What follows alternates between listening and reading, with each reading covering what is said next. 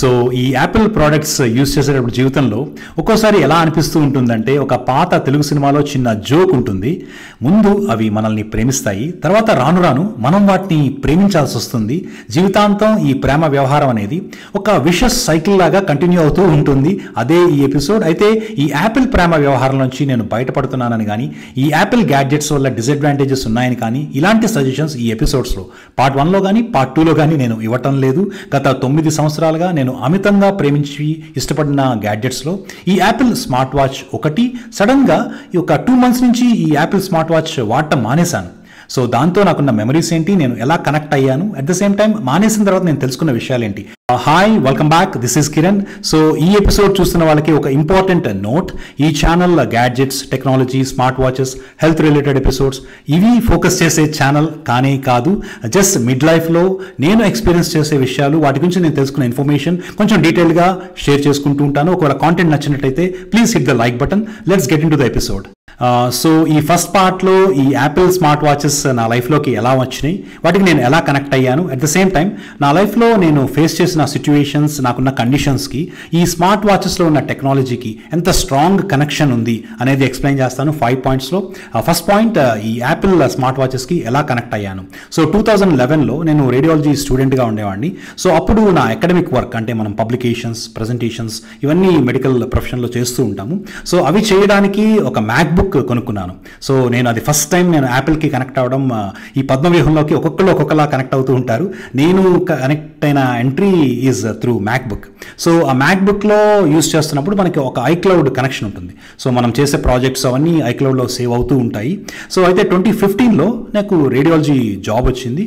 Job వచ్చిన తర్వాత నేను ఈ స్మార్ట్ ఫోన్స్ చూస్తున్నప్పుడు డెఫినెట్గా మిగతా వాటితో కంపేర్ చేస్తే యాపిల్ స్మార్ట్ ఫోన్ నచ్చింది.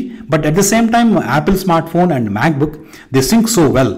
ఈ ఐక్లౌడ్ కనెక్టివిటీతో అన్నిటితోనూ మనం తీసుకునే ఫొటోస్ మన ఐక్లౌడ్లోకి వచ్చేస్తుంటాయి. నెక్స్ట్ మనకి మెసేజెస్ వచ్చినా, ఫోన్ కాల్ వచ్చినా అది మన మ్యాక్బుక్లో, నేను మోస్ట్ ఆఫ్ ద టైం మ్యాక్బుక్లో వర్క్ చేసుకుంటూ ఉంటాం కాబట్టి సో వాటికి వచ్చేస్తూ ఉండేవి. సో ఆ కనెక్టివిటీ అనేది చాలా కంఫర్టబుల్గా ఉంది. ఒక్కసారి యాపిల్ స్మార్ట్ వాచ్ నేను అబ్జర్వ్ చేసిన థింగ్స్ ఏంటంటే, ఈ మెసేజెస్ కానీ, ఈ ఫోన్ కాల్స్ కానీ చాలా క్లోజ్గా సింక్ అయిపోతాయి. సో మీరు కొంచెం ఫోన్ పక్కన పెట్టేసి హ్యాపీగా మీకు వాచ్, మ్యాక్బుక్ ఉంటే ఇంకా ఫోన్ అనే డిస్టర్బెన్స్ లేకుండా మీరు పనులన్నీ చేసుకోవచ్చు. So that is the first thing నేను యాపిల్కి బాగా కనెక్ట్ అయింది. ఇవే కాకుండా things like Apple maps. So మనము ఫోన్ చూడకుండా జస్ట్ మన డ్రైవ్ చేస్తున్నప్పుడు ఈ స్మార్ట్ వాచ్ చూసుకుంటూ ఆ మ్యాప్స్ని మనం ఫాలో అవ్వచ్చు.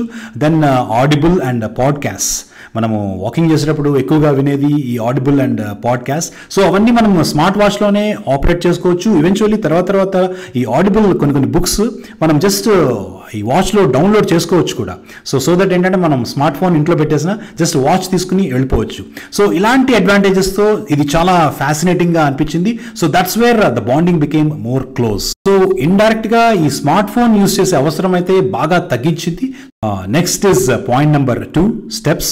సో 7,000 to 10,000 స్టెప్స్ వేయటం, మన మిడ్ లైఫ్లో మనల్ని మనం యాక్టివ్గా ఉంచుకోవడం, వీటి గురించి లాస్ట్ ఇయరే నేను ఒక ఎపిసోడ్ చేసేసాను. బట్ ఇక్కడ ఒక ఇంపార్టెంట్ థింగ్ ఏంటంటే, మనందరికీ లైఫ్లో కొన్ని టఫ్ సిచ్యువేషన్స్ అనేవి వస్తూ ఉంటాయి. 2010 జూలైలో నేను అమెరికా వచ్చాను. నెక్స్ట్ అక్టోబర్లో ఒక మేజర్ యాంకిల్ ఇంజురీ, అంటే స్టెప్స్ మీద నుంచి పడిపోయాను. సో ఆ యాంకిల్ ఇంజురీలో టెండన్స్ అన్ని ట్విస్ట్ అయిపోయి ఒక రప్చర్ లాంటిది జరిగిందనమాట. సో 2010 నుంచి 2013 వరకు సివియర్గా సఫర్ అయ్యాను. 2012లో ఒక మేజర్ సర్జరీ చేయించుకున్నాను. సో 2012లో సర్జరీ చేయించుకున్నా, అది రికవరీ అవ్వడానికి ఒక 2 years పట్టింది. సో ఆల్మోస్ట్ 2010 నుంచి 2014 వరకు mostly it is a sedentary life, painful ankle and steps అనేవి ఒక 1,000-2,000 స్టెప్స్ వేయడం కూడా చాలా కష్టంగా ఉండేది. సో 2014కి కొంచెం రికవరీ స్టార్ట్ అయింది. సో 2015లో ఒక 3,000-4,000 స్టెప్స్ వేయడం అయితే మొదలుపెట్టాను. అట్ ద సేమ్ టైం 2015 టైంలోనే 16 టైంలోనే ఈ 7,000 స్టెప్స్, 10,000 స్టెప్స్ వీటి గురించి చాలా రీసెర్చ్ రావటము.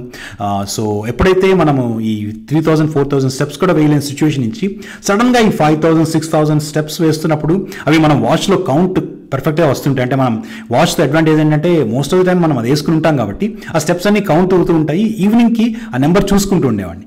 సో ఎప్పుడైతే ఈ స్టెప్స్ కౌంట్ 7,000, 8,000 టచ్ అవుతుందో అది నెక్స్ట్ డే మళ్ళీ వాక్ చేయడానికి చాలా మోటివేటింగ్గా ఉండేది. దానికి స్మార్ట్ వాచెస్ చాలా యూజ్ అయ్యేవి. దెన్ బై 2017-2018 స్లోగా ఈ 7,000, 8,000 స్టెప్స్ అనేది రెగ్యులర్ ఫినామినా అయిపోయింది. So next is point number 3, very important point, heart rate. So మనం వాకింగ్ చేస్తున్నా, ఎక్సర్సైజ్ చేసుకుంటున్నా, ఈ హార్ట్ రేట్ అనేది యాపిల్ వాచ్ రికార్డ్ చేస్తూ ఉంటుంది. అది very near accurate level. And more importantly again here నా లైఫ్ సిచ్యువేషన్, నాకున్న పాల్పిటేషన్స్ ప్రాబ్లం, గుండెదడ గురించి నేను ఆల్రెడీ లాస్ట్ ఇయర్ ఒక 4 ఎపిసోడ్స్ చేశాను. సో ఎప్పుడైతే 2017లో నేను ఎమర్జెన్సీకి అడ్మిట్ అవ్వడం, కొన్న ప్రాబ్లం సూప్రావెంట్రికులర్ టెకికార్డియా అంటారు. సో హార్ట్ అనేది ఇర్రెగ్యులర్గా కొట్టుకోవడం, ఇవైతే ఎప్పుడైతే స్టార్ట్ అయినాయో 2017లో ఈ అడ్మిషన్ తర్వాత కొంచెం కైండ్ ఆఫ్ యాంగ్జైటీ అనేది, ఎందుకంటే ఈడీ దాకా వెళ్ళటం, ఆ కార్డియో వర్షన్కి ప్రిపేర్ చేయటం, సో ఇవన్నీ నేను షేర్ చేసుకున్నాను మీతో ఆల్రెడీ. సో ఎప్పుడైతే అలాంటి సిచ్యువేషన్స్ చూస్తామో దాని నుంచి బయటపడ్డాక మనం ఎప్పుడు హార్ట్ రేట్ అనేది రెగ్యులర్గా చూసుకుంటూ ఉంటాం. So common human tendency. So నేను కూడా అలాగే చేస్తూ ఉండేవాడిని. సో ఆ హార్ట్ రేట్ కౌంట్ చేయడంలో అది బాగా యూజ్ అయ్యేది. తర్వాత వాటిలో కూడా ఈ యాపిల్ ఒక్కొక్క జనరేషన్ మారుతున్న కొలది ఈ heart rate ECG, semi ECG లాంటిది, దానిలో హార్ట్ అటాక్లు అలాంటివి ఏమి మనం కనిపెట్టలేము. But at the same time how exactly it is beating is the beat. ఎందుకంటే నేను పాల్పిటేషన్స్ ఎపిసోడ్ చేసినప్పుడు క్లియర్గా చెప్పాను, హార్ట్ రేట్ ఒక్కటే ఇంపార్టెంట్ కాదు, హార్ట్ రేట్ ఇంక్రీజ్ అయినంత మాత్రాన అబ్నార్మల్ కాదు. అది హ్యాప్హజార్డ్గా, అంటే ఎరిథమిక్గా ఒక రిథమ్ కోల్పోయి అడ్డదిడ్డంగా కొట్టుకుంటే అప్పుడు హార్ట్లో ఎక్కువ ప్రాబ్లమ్స్ ఉన్నట్టు. సో అవన్నీ డిటెక్ట్ చేయడానికి మనకి యాపిల్ స్మార్ట్ వాచెస్ అనేవి యూజ్ అవుతాయి. అది one important thing. And second thing is ఒక్క హార్ట్ రేట్ ఒక్కటే కాదు, resting heart rate and heart rate variability అంటారు. మన హార్ట్ ఎంత హెల్తీగా ఉంది అని తెలుసుకోవాలంటే heart rate, resting heart rate and heart rate variability, ఈ 3 వెరీ ఇంపార్టెంట్. ఈ మూడింటిని మనం Apple watch or any other most of the smart watches మనం పెట్టుకుంటే వాటిని ఐడెంటిఫై చేయొచ్చు. అవి కూడా మనం ఈ మిడిల్ ఏజ్లో మన హార్ట్ ఎంత హెల్తీగా ఉందని తెలుసుకోవడానికి ఉపయోగపడతాయి. వాటన్నిటికీ కూడా smart watch is very useful.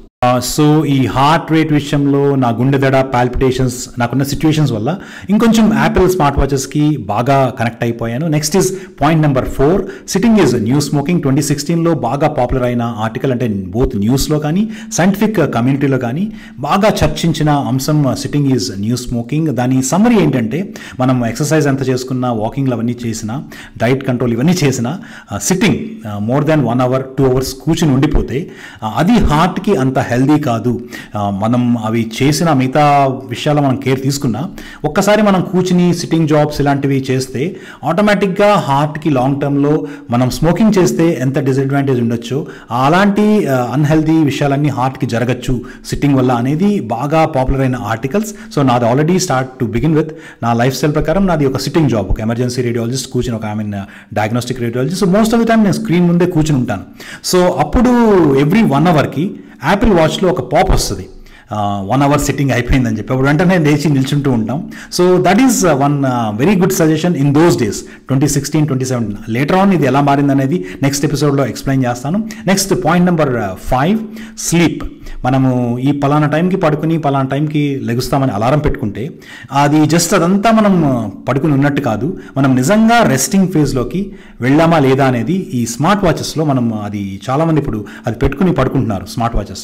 So smart watches పెట్టుకుని పడుకున్నప్పుడు అది ఎగ్జాక్ట్గా మనం ఎన్ని గంటలు పడుకున్నాము, ఆ పడుకున్నప్పుడు రెస్టింగ్ హార్ట్ రేట్ ఎలా ఉంది, నిజంగా మనం ఎంత టైం బాడీ రెస్ట్ తీసుకుంటుంది, వాటి గురించి మోర్ యాక్యురేట్ ఇన్ఫర్మేషన్ ఈ స్మార్ట్ వాచెస్లో ఉంటుంది. So that is another advantage which I noticed.